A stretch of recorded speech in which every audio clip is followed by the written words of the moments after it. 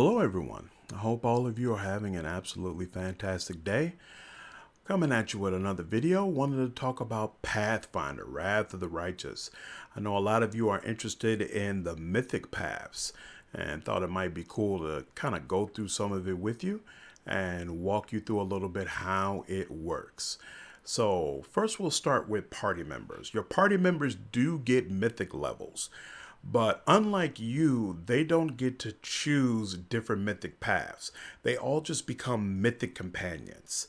And so if you go to character and then select mythic path, you can see the abilities that have already been chosen. And so you see it kind of just trades off. One level you'll get a mythic ability, one level you get a mythic feat, back and forth, back and forth.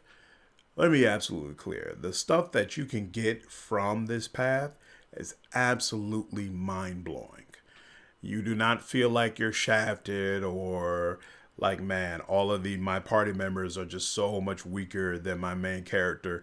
You get significant stuff from what you're able to pick from these levels, and your characters really do feel mythic as they continue to advance through the ranks. So looking at the couple of the options that I've chosen for Sela, she is my paladin and my tank, really the first person besides my beefy pets that I want running in. So I gave her Last Stand, which makes it significantly more difficult to kill her, and Shield Focus, which adds my shield enhancement bonus to touch AC, again making her significantly more sturdy over time. And because she's always in melee range, I beefed up her attack of opportunity.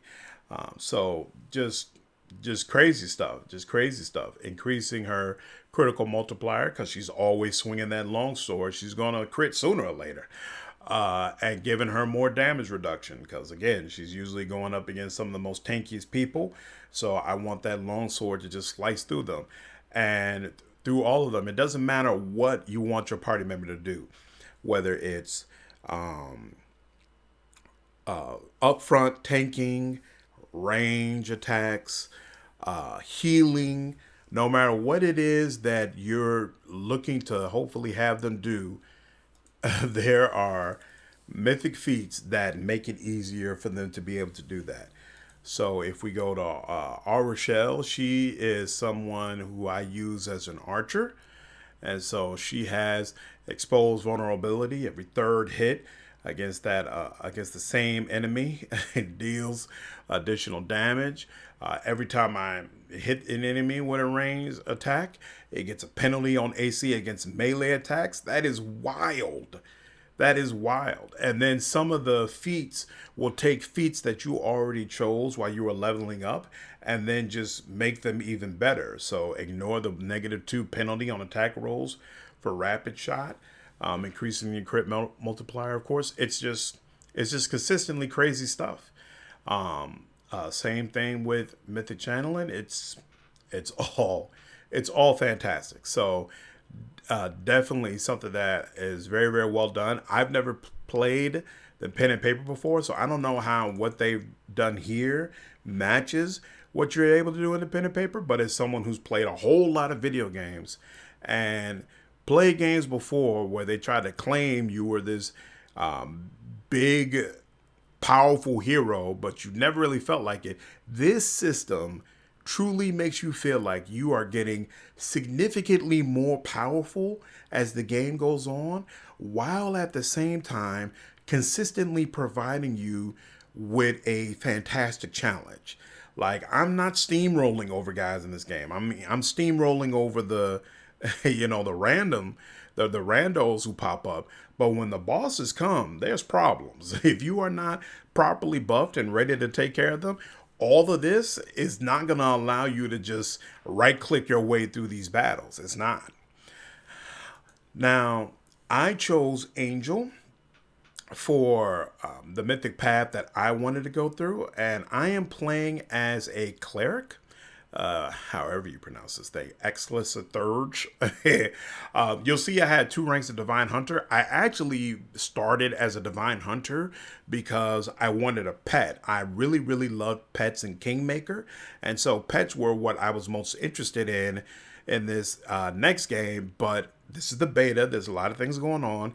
At level 2, I caught a bug when I was trying to level up to 3 where it would crash every time I completed the level up. I tried selecting all sorts of different feats, tried doing a bunch of different stuff. Nothing worked except multi-classing it to something else. So I decided to just shift over to a Cleric because one of Trickster from the first game was a Cleric and I always enjoyed having him around. So I figured, hey, I'll just try to recreate him.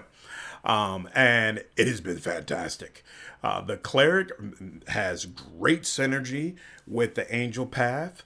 Of course, it does great things for your healing, but just in general, the stuff that you have here, bypassing the damage reduction, you've seen that. You can summon paladins. You get natural resistances just because you're becoming more and more of an angel. You get access to many more spells than you would have had before. They give you an entire additional spell book. Sword of Heaven, which is a huge damage increase for your regular attacks and your spells. It's all fantastic.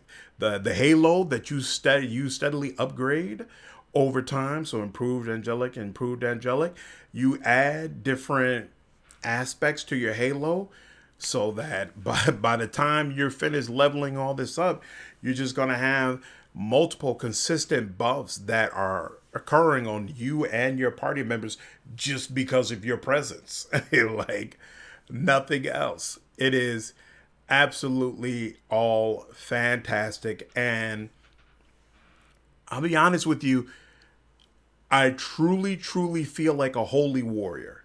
Like, I don't want to reveal anything about the quest line or what are some of the things you go through with Angel, but you really feel like you are part of heaven's war against demons. And that there are other celestial, mystical beings that are aligned with you, that are assisting in this war, and that you are just part of something greater, part of something to some degree beyond your understanding. It is awesomely done. Awesomely done. We've all played a bunch of games where, supposedly you get your powers from God or some sort of celestial being, but I feel like I haven't seen it done better than what I've been seeing in the beta, which again is no voice acting, whole bunch of bugs, whole bunch of content that's not even in there. If you're not psyched about this game, you absolutely should be. Absolutely should be. So that gives you an idea about the Angel Mythic ranks and also the Mythic ranks for companions. But I felt like it would be good to bounce over and just walk through the different Mythic options that you have available that are not Angel. I haven't played through these, but I've read about them and I've selected some of the conversation options to be able to get them. So I figured we could do a brief walkthrough. Okay, so let's go down the list of the different ones. Unfortunately, I can't select Aeon for you.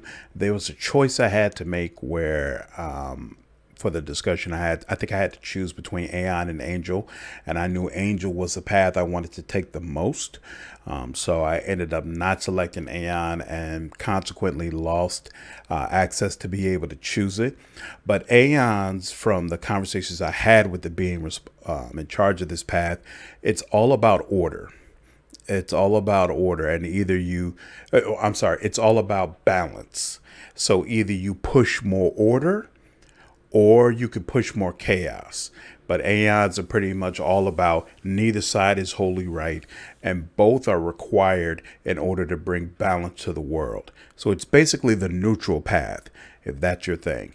It's not my thing. I might never play through that Mystic class. It sounds like a cop-out. Pick a side, man. Pick a side. Azadas are all about freedom and being able to do whatever you want. I guess they would be considered good chaos, so you're not supposed to be an evil person. I haven't played through it at all, but just clicking on it, I know you get a dragon companion if you go through this mystic class, which is bananas. If you play through Kingmaker, pets are pretty awesome.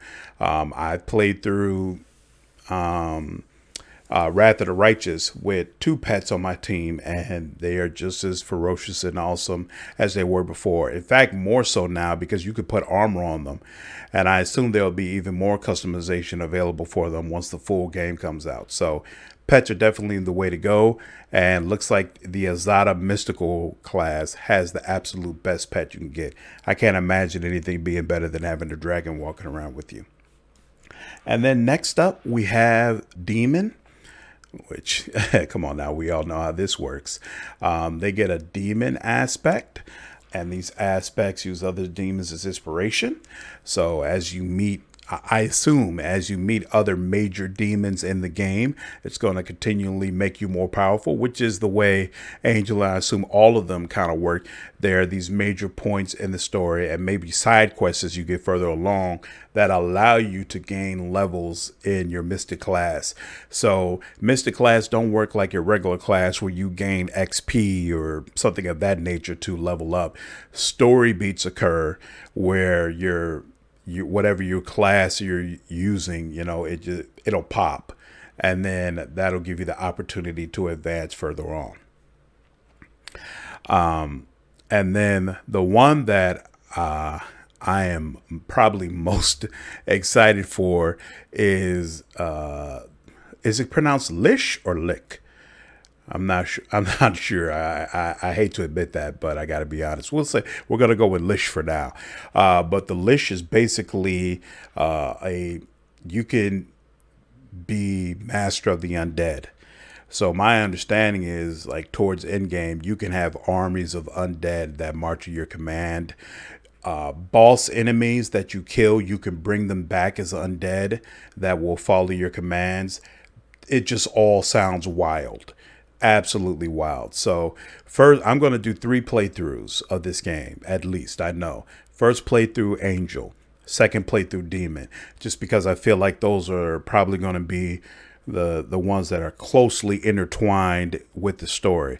But then the third playthrough, when I basically know all the ins and outs of the game, I know every decision that could possibly be made, and I know how to have a perfect playthrough, I'm going to play as a Lish and make myself an undead army and have it just march across and dominate everything. And I absolutely cannot wait. Now, the very last one, and what little I played around with it, this actually seems pretty awesome. But it's a Trickster. So Tricksters, basically, they're all about chaos, and what little I played of it, you could basically trick people into doing things or deceive them, and it can have benefits for you later on down the line. So I know one time I tricked some enemies into going to a particular place, and then I met them later on during a quest, and what I had them do caused the room to explode and take all their friends with them. So it's stuff like that where you can find fun, campy ways to try to get past certain situations. And the Trickster, I haven't noticed this for any of the other Mystic classes, but the Trickster seems to have its own theme song, where when you're engaged in dialogue that allows you to make use of the Trickster class, the music changes in the game into a kind of fun, clowny type of theme, and it's just all good fun. It's all good fun, all hilarious. If the other classes were not so engaging, I probably would play a Trickster. But as you can see, all of them are strong. The only reason I didn't have an Aeon option is because I wanted to go Angel. And the only reason I don't have a Lish is because I had to make a really, really evil choice in order to have this option. And I was like, no, I'm not doing that. I'm not doing that. We're just going to go ahead and go the good guy path here. But all of them are actually engaging and seem like something that would be fun to play through. I don't see any really weak points. So kudos to them. I feel like this game is incredibly strong so far and really can't wait until the summer when we'll be able to get to play it. But that is my overview of the different Mystic classes. I hope you all enjoyed it. Please leave a comment down below. Let me know your thoughts and look forward to seeing you in the next video.